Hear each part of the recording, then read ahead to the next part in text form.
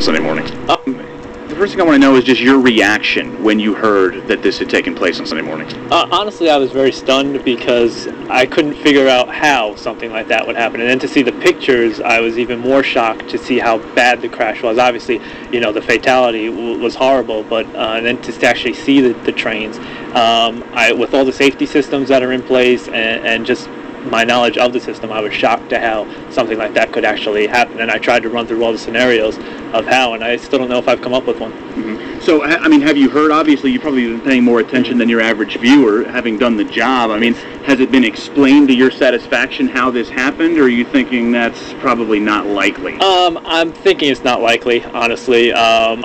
Like I said, I've tried to run through some of the options that could have happened to me. As far as it being a safety failure, I would think it would have had to have been a perfect storm because there's so many safety systems on that train that would have had to fail in order for that to happen.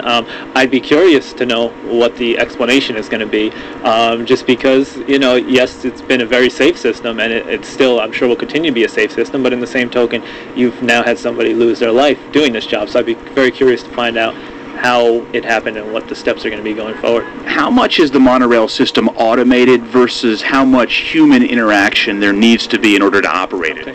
I've always said if everything's going well, the system will pretty much run itself. But with that said, there still needs to be a driver there for when things go wrong in the train. You could have a door alert, you could have a propulsion go wrong with your motor, and then you need certain overrides to do that. To move the trains on and off the track, you need a driver there to override. So on a good day, the trains will essentially run themselves, but in an emergency, yes, you do need somebody there. And these pilots are very trained. I always used to personally get a kick out of that. People would come sit in the front cab with me and they say, well, these things pretty much drive themselves. Well, no, and I don't want to say, well, yeah, on a good day they do, but, when something goes wrong, but, yeah, there still does need to be somebody up there, absolutely. Right. I mean, I'll just put this away real quick, so it's bothering me holding it.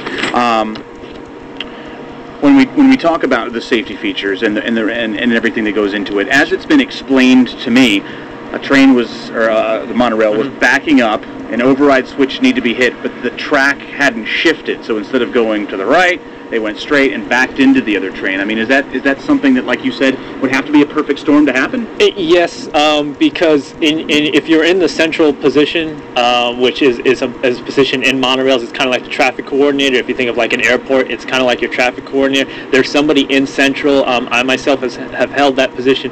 When you move the trains, you're talking to shop, which is the one who will actually throw the switches, and then you're also talking to the trains. You have a board in front of you that shows lights of whether the tracks are round robin or whether the switches are moving. So in either scenario, either Central should have seen that the switch was or wasn't moved, shop should have seen that the switch was or wasn't moved. That still, like I said, I mean, I've heard probably a lot of the stories that you've heard, and I'm still scratching my head to how the most popular story that I've heard is, like you said, one train was backing into the station, one was coming in.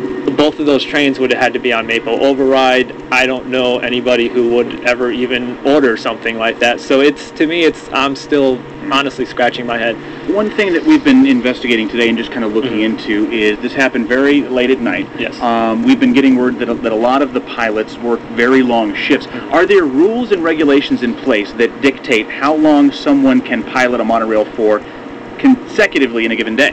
I'm sure there are. I have been out of monorail since 2004, so I don't know how their new union contracts are organized. But when the time that I was there, it was pretty much a double back. We did have instances where pilots would work double backs, especially on a holiday weekend. That being that would be like probably no more than 16 hours. So 2 8-hour shifts.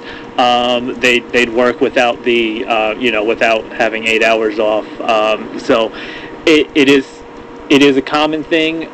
There are some cases, though, when you're working late at night. So say you're working till 3 in the morning. So say the monorail shuts down at 2. By the time you get the trains to shop, it's 3 in the morning. If that's your shift, sometimes you wouldn't come in to 7 or 8. So again, not knowing what their schedule was. But to answer your question, yes, there are instances where you do work double backs, you work long hours. I myself have done it when I was a monorail. Double back being 16 hours. 16 hours, yep. Sometimes you work a shift with less than 8 hours of sleep. Sometimes you work a 10-hour shift. Well, talk to me about it just from a personal perspective. Does it get to be the 14th, 15th hour, you're sitting in there just dragging? I mean, talk to me about what it's like to be in that situation, working so many hours, and do you lose focus? Is it possible? It is possible to lose focus. Me personally, I can't speak for everybody, but me personally, on the longer days towards the end, I would start to say on the platform more, just to be on the safe side. That was one thing. I always had a safe driving record when I was there, and that was one thing. I never pushed it. If I was starting to get tired, I would always say, because you have other people on the platform who could bump in the train and drive for you, I would always say, hey, I've been working a long time. Would you mind driving for the rest of the shift? And most people, we're a team. They're a team over there. Most people would do that. But of course, when you get tired, there is the opportunity for a mistake, and as safe as these trains are, there is room for human error. The last thing I want to ask you is just along those same lines. It might be kind of a loaded question, but do you feel like the experience that you went through, and granted it was 4 years ago, but did you ever feel like there needed to be more regulation? The potential was there for unsafe conditions. I mean, we've heard the same thing happen to this universal thing that happened this week. I mean, are conditions ripe for something like this to happen? I think yes, in some circumstances. I think sometimes you get so caught up with being efficient, and I think especially when you're in the transportation field, you get so caught up with being efficient and just moving as many people as you can possibly can to give them, as Disney likes to say, the magical experience. I think there is room for error, and I think sometimes, safety needs to strongly be looked at. I know the company themselves have had a big push with their safety program, but,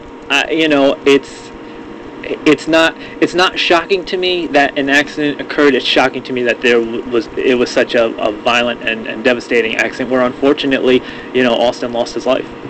Did you know him? No, I did not.